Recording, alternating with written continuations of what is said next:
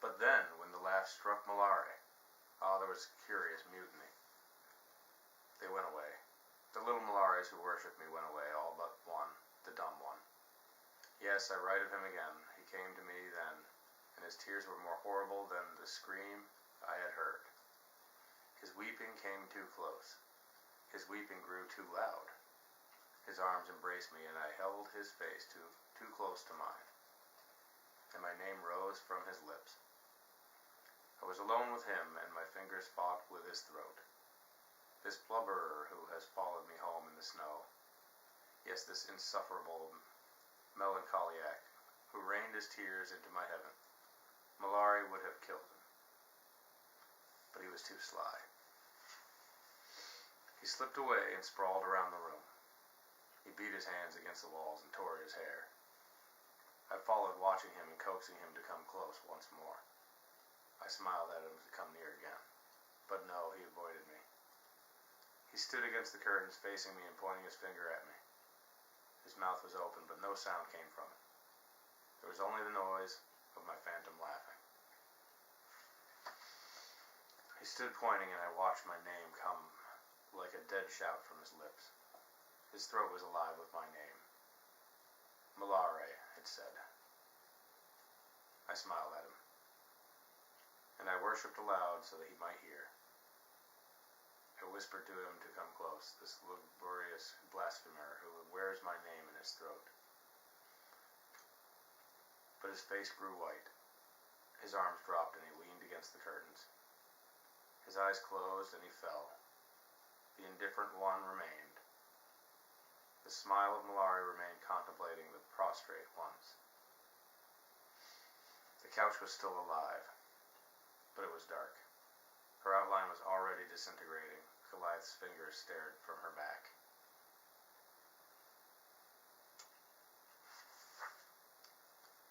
The dark comedy ends, I thought.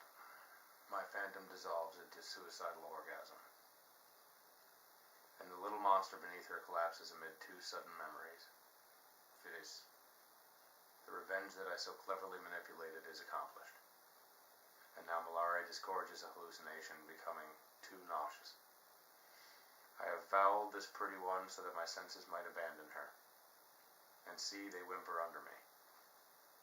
The dumb one lies in a corner, and even his tears are ended, and this sad-eyed one weary with intolerable visions. All of them whimper under me, but I must feel no pity for them. Mallare rides away like a star, and she dissolves, Valle Rita, the red and yellow dress again. Yes, the green and orange shawl again. Put them on. Bravo, Rita. Tragedy bows in a decorative anticlimax.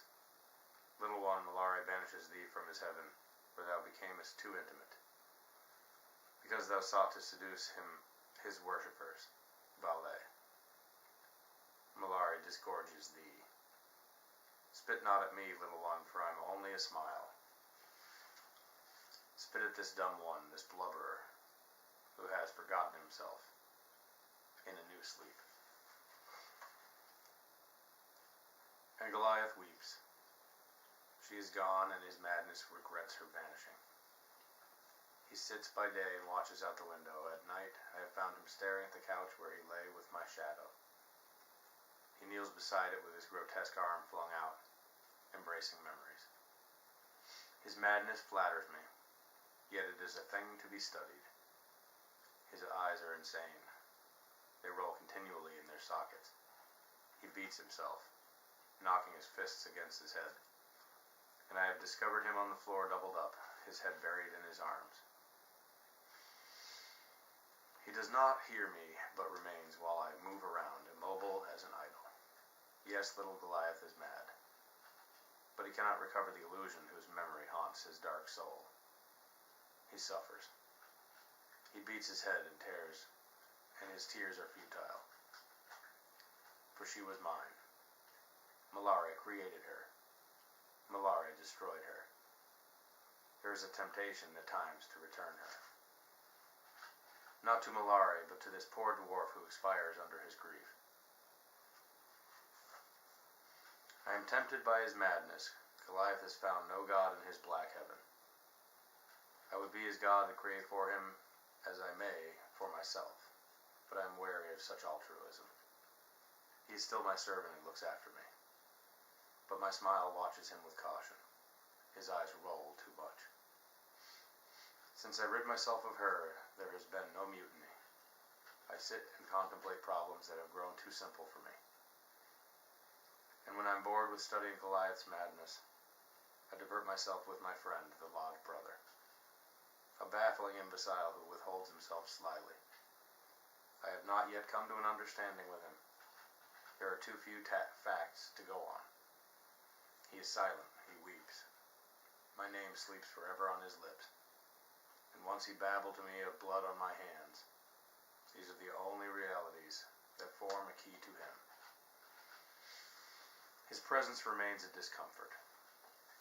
We sit and stare at each other, and I talk quietly to him. You are an inconsistent ass, I say. We were first an obvious pathologic symptom, an illusory conscience born to adorn the grief of my senses that fancied they had murdered Rita, the phantom.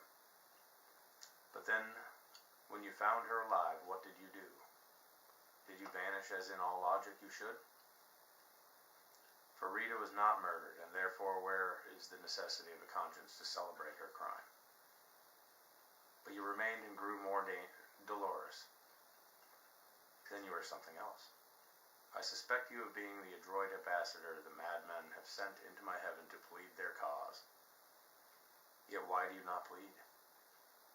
As an ambassador, you are a tongue-tied, sniveling idiot. Therefore, again, you escape logic. And without logic, my madness becomes slyly incomprehensible to me. We watch each other like two careful wrestlers, But what hold do you want? Tell me and I will let you try your strength. No tears, nothing else. You weep until the sight of you is an impossible ennui. Ah, perhaps you are a memory of Mallare, something forgotten, and you are overcome at my infidelity. Like Goliath, you mourn a vanished one. But there is a difference. Whereas Goliath is real and the object of his mourning is a phantom, you and I are not. You and not I are the phantom. Yes, a phantom mourns me, but speak then. I have no objection to memory.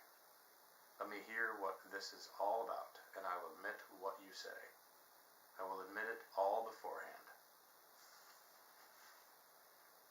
But no, you expect something else. You expect Mallare to fall at your feet and embrace you. I can see that in your eyes. A monotonous expectation that grows ludicrous. Yes, your tears grow ludicrous. I tolerate you for only one purpose. You are a problem that diverts me. For if I desired, I could do with you as I did with Rita. There are ways to make you too nauseous.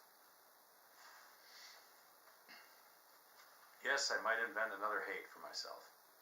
My hands might tear you as they tore her. And then, filled with a fury against me, you too might turn to Goliath.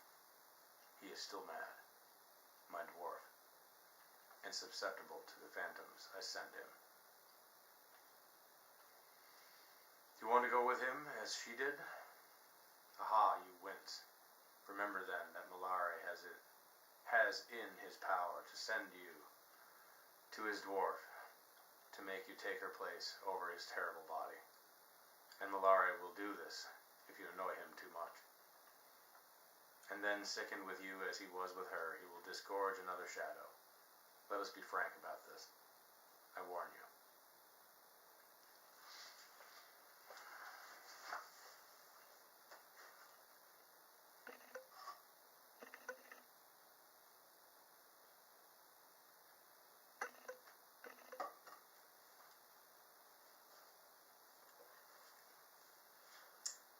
Thus I sit and talk quietly to this weeping one, and when I stop I watch his lips move with my name.